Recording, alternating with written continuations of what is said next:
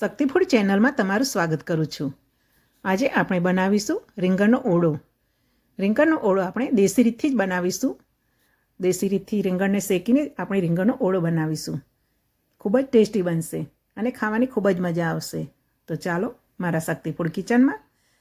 રીંગણનો ઓળો બનાવવા માટે સૌથી પહેલાં મેં આવું મોટું એવું રીંગણ લીધું છે।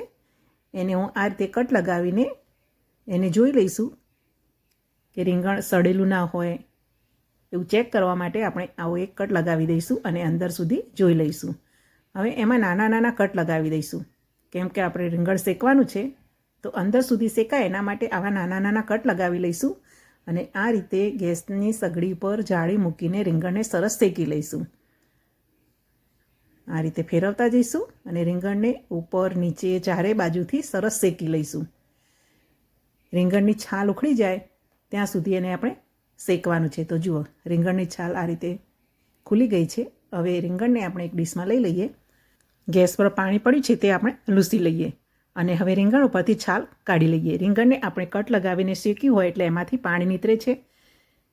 એને નાના નાના હોલ પાડીને પણ શેકી શકાય છે અને આ રીતે કટ લગાવીને પણ શેકી શકાય છે। હવે રીંગણને કટ કરીને એને ઠંડુ થવા દઈએ।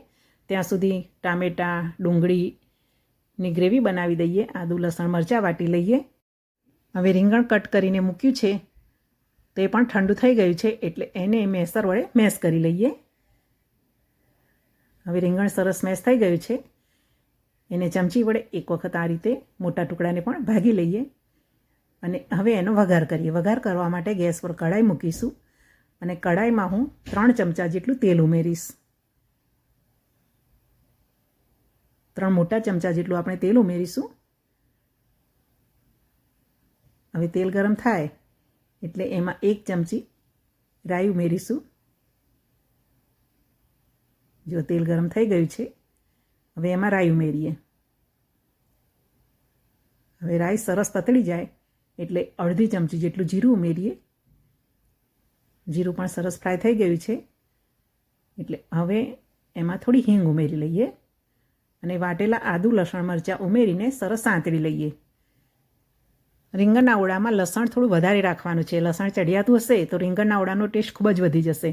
હવે આદું લસણ મરચાં સરસ સંતળાઈ ગયા છે એટલે હવે ડુંગળીની જે ગ્રેવી બનાવી રાખી છે તે પહેલાં ઉમેરી લઈશું અને ડુંગળીનો કલર બદલાય ત્યાં સુધી એને આપણે સાંતળી લઈશું।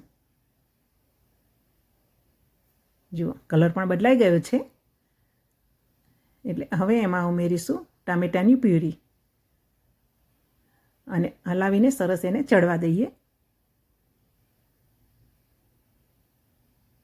હવે થોડીવાર ઢાંકીને ટામેટાની પ્યુરી અને ડુંગળીને સરસ ચડવા દઈએ। 1 મિનિટ માટે ચડવા દઈશું, સરસ ચડી જશે। અને હવે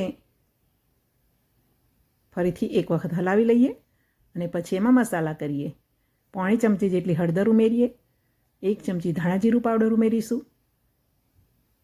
5 ચમચી જેટલું લાલ મરચું પાવડર ઉમેરીશું। સ્વાદ અનુસાર મીઠું ઉમેરીશું। અડધી ચમચી કશ્મીરી લાલ મરચું પાવડર ઉમેરીશું અને બધા જ મસાલા મિક્સ કરી લઈએ। લીલું મરચું ઉમેરેલું હોય એટલે લાલ મરચું થોડું આપણે ઓછું ઉમેરીશું અને હવે એમાં થોડી મેથી ઉમેરવાની છે। અહીંયા આપણે સૂકી મેથી પણ ઉમેરી શકીએ છીએ અને આ રીતે લીલી મેથી હોય તો લીલી મેથી પણ આપણે ઉમેરી શકીએ છીએ। ઓળામાં મેથી ઉમેરવી જરૂરી છે। મેથીનો ટેસ્ટ ઓળામાં ખૂબ જ સરસ લાગે છે। હવે એમાં રીંગણ આપણે જે મેશ કરીને રાખ્યા છે તે ઉમેરી લઈએ અને સરસ હલાવીને મિક્સ કરી લઈએ। આ રીતે ચમચા વડે થોડા દબાવી લઈએ। રીંગણનો મોટો ટુકડો હોય તો તે પણ સરસ રીતે મેશ થઈ જશે। હવે એમાં આપણે જાડો પાતળો જેવો રસો જોઈએ એ પ્રમાણે પાણી ઉમેરીશું। મેં અહીંયા 1 ગ્લાસ જેટલું પાણી ઉમેર્યું છે અને સરસ રીતે હલાવીને એને ઢાંકીને ચડવા દઈએ। ગેસની ફ્લેમ મીડિયમથી થોડી ફાસ્ટ રાખીશું અને વચ્ચે વચ્ચે હલાવતા જઈશું। હવે જુઓ સરસ રીતે રીંગણનો ઓળો ચડી ગયો છે અને તેલ થોડું થોડું છૂટું પડતું દેખાવા માંડ્યું છે એટલે એમાં અડધી વાડકી જેટલું દહીં ઉમેરી લેવાનું છે અને સરસ રીતે મિક્સ કરીને ઢાંકીને 1 મિનિટ સુધી ચડવા દઈશું। 1 મિનિટ થઈ ગઈ એટલે હવે એને હલાવી લઈએ અને ગેસની ફ્લેમ બંધ કરી દઈએ અને શાકને નીચે ઉતારીને સર્વ કરીએ।